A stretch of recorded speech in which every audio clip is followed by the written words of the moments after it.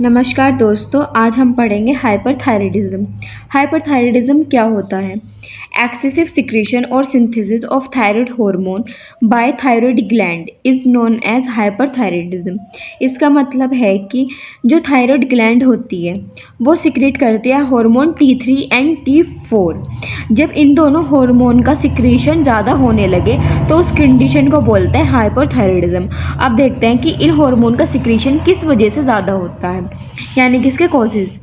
Over functioning of entire gland, मतलब कि अगर थायराइड ग्लैंड ज़्यादा हार्मोन रिलीज करने लगे, या फिर पिट्यूटरी ग्लैंड या फिर थायराइड ग्लैंड, और या फिर हाइपोथैलेमस ज़्यादा हार्मोन रिलीज़ करने लगे, यानी कि अगर हाइपोथैलेमस ज़्यादा स्टिमुलेटिंग हार्मोन रिलीज़ कर रही है, थायराइड स्टिमुलेटिंग हार्मोन ज़्यादा रिलीज़ कर रही है, या फिर पिट्यूटरी थायराइड रिलीजिंग हार्मोन ज़्यादा रिलीज़ कर रही है, उसकी वजह से जो थायराइड ग्लैंड है वो ज़्यादा थायराइड हार्मोन रिलीज़ करेगी T3 एंड T4, तो उसकी वजह से भी थायराइड हो सकता है। यानी कि सिर्फ थायराइड ग्लैंड के डिसफंक्शन की वजह से नहीं, बल्कि पिट्यूटरी एंड हाइपोथैलेमस के डिसफंक्शन की वजह से भी हाइपरथायराइडिज्म हो सकता है। सेकेंड कॉज है इमोशनली अपसेट। अगर जो पेशेंट है वो इमोशनली अपसेंट है, इमोशनली अपसेंट होने की वजह से बहुत सारे जो हार्मोन है वो डिसफंक्शन होते हैं, तो इस वजह से भी हाइपरथायराइडिज्म हो सकता है। या फिर एनएग्जाइटी हो रही है, गोइटर है। गोइटर, जिन भी पेशेंट को हाइपरथायराइडिज्म मिलता है उनको गोइटर भी मिलता है। गोइटर क्या होता है? T3 और T4 का ज़्यादा लेवल होने की वजह से जो हमारी जो नेक में ग्लैंड है, थायराइड ग्लैंड, उसका जो साइज़ है वो बड़ा हो जाता है। या फिर कोई इन्फेक्शन है, इन्फेक्शन की वजह से स्टिमुलेशन ऑफ सिंपैथेटिक सिस्टम। जो सिंपैथेटिक सिस्टम है वो फंक्शन क्या करता है? फ्लाई एंड मोटर, या फिर इमरजेंसी में रिलीज़ होता है। जो फंक्शंस होते हैं वनरेबल फंक्शन, नॉन वनरेबल, उनको देखता है। और जो थायराइड हार्मोन है वो क्या, उनका मेटाबॉलिज्म फंक्शन होता है, मेटाबॉलिज्म को कंट्रोल करना।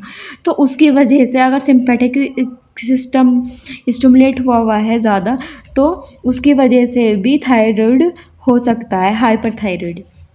अब इसके क्या क्या क्लिनिकल मैनिफेस्टेशंस हैं? Hypertension, tachycardia, bound and rapid pulse, यानी कि जो पल्स हैं वो काफ़ी बाउंडेड हो जाएंगी, कभी दिखेंगी कभी नहीं दिखेंगी। पाल्पिटेशन, यानी कि जो सांस, जो भी पल्स हैं वो कभी ज़्यादा होएगी कभी कम होएगी, और जो इस तरीके से होएगी कि हमें पता चलेगा कि हमारी कभी तो हार्ट बीट बढ़ रही है कभी कम हो रही है, जो चीज़ हमें फील होएगी, तो उसको बोलते हैं पाल्पिटेशन। डिस्नीपिया, यानी कि डिफ़िकल्टी इन ब्रीथिंग होएगी, इंक्रीज़ हो जाएगा रेस्पिरेटरी रेट। एपिटाइट होगा, यानी कि काफ़ी भूख लगेगी, बट वेट इंक्रीज़ नहीं होएगा।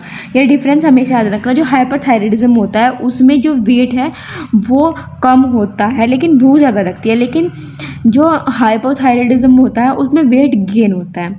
और क्या हो जाएगा? डायरिया हो जाएगा, हिपैटोमीगैली हो जाएगी, यानी कि जो लीवर है उसका साइज़ बढ़ जाएगा, स्प्लीन का साइज़ बढ़ जाएगा, फैटीक हो जाएगा, थकेगा इंसान, इंसोम्निया हो जाएगा, यानी कि नींद नहीं आएगी, एमनोरिया होएगा, यानी कि नो मेंसेस नहीं होंगे। अब हम देखते हैं कि इसको डायग्नोस कैसे करेंगे।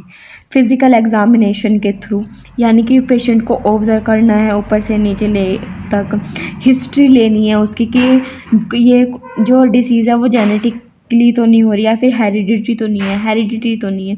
ईसीजी करेंगे, ईसीजी से पता चल जाता है कि हाइपरथायराइडिज्म तो नहीं है। टीएसएच का लेवल कितना होना चाहिए? 0.5 से 1.5 MU पर लीटर होना चाहिए। T4 का लेवल 5.0 से 12.0 होना चाहिए, और T3 का लेवल होना चाहिए 80 to 230।